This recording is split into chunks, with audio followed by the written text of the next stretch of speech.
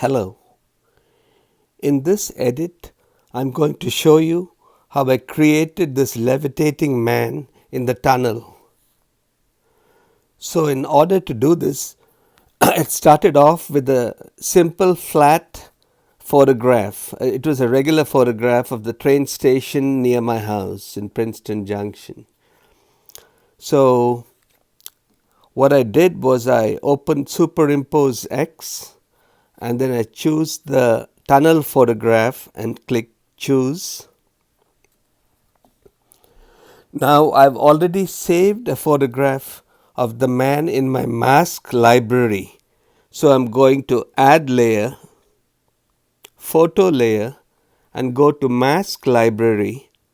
And as you can see here, I have a person cutout of the man. I actually found this using Pixabay, which is an excellent site, and I removed the background to create the outline. You can also search for PNG images in Google, and many times the PNG images already have the background cut out. They are transparent, so you can directly import them into SuperimposeX. So the next thing is I click on transform and move it around a little bit and position it where I think it will look reasonable. So maybe that's okay. Or if this is too high, I can lower it a little bit. So that's looks nice to me.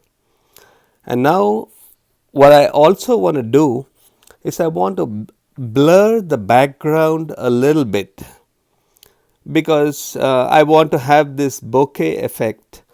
So I'm going to layers and I'll choose the background layer, which is the tunnel itself.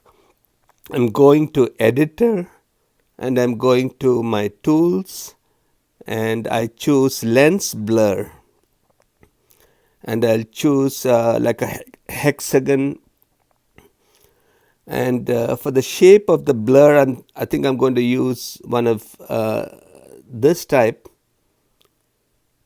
So what I've done is I've blurred the background, and actually it's a good idea to blur the background, because when you have a subject in the foreground that is floating in space, when you shift or tilt it in the 3D image, you'll notice that you can kind of see the background in the Facebook 3D photo, but if it's blurred, it's not really apparent what's going on here.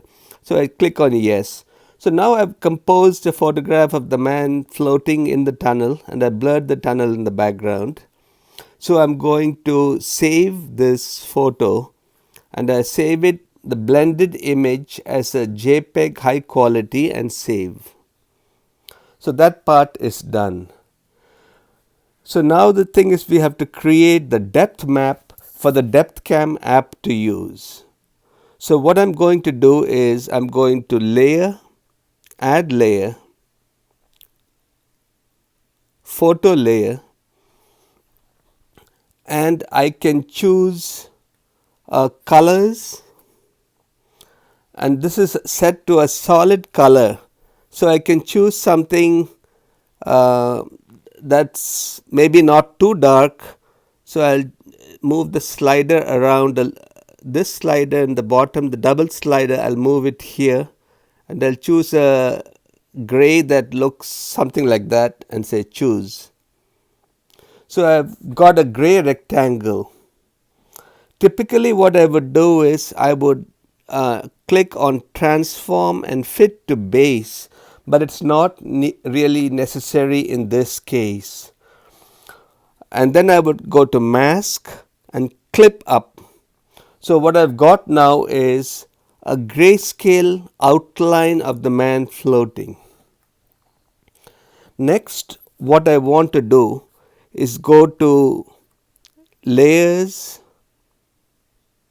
add a layer, photo layer, and this time I'm going to choose a grayscale for the shading that I created using SuperimposeX, where you have dark on the borders and white, which is receding or in the distance in the center. And I'll click on that image and say choose. And this time what I'm going to do is transform, blend, and make it a little bit lighter so I can see the tunnel behind it, and then try to position it so that the vanishing points look approximately okay to match what's going on here. So once that looks okay, I'm going to transform, blend, and again make it like that. And maybe I have zoomed in too much here, I'm not sure. I think I'll zoom out because I don't have the dark borders happening. And I'll go to layers and I'll move the person in front. So I've got it like that.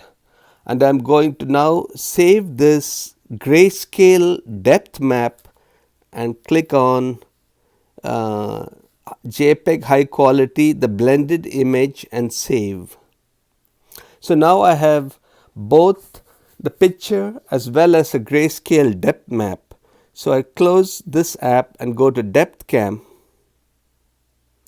In DepthCam, I click on the two rectangles on the bottom left, and I'll choose the photograph itself, which is a flat one, as you can see. Click on Import Depth Map and choose from the camera roll the photo I created. I choose that and click on Portrait. It doesn't really matter, but the portrait will show a blur. Click on the down arrow in the bottom right, which is to save, and save Facebook 3D photo. Once that's done, I just open up Facebook, What's on Your Mind, 3D photo, and pick the image I created, and let's see if it came out okay. So as you can see, it's come out fairly decently, and the black background blur that I created helps hide the fact that he's floating there. And that's all this edit really took. Thank you for watching.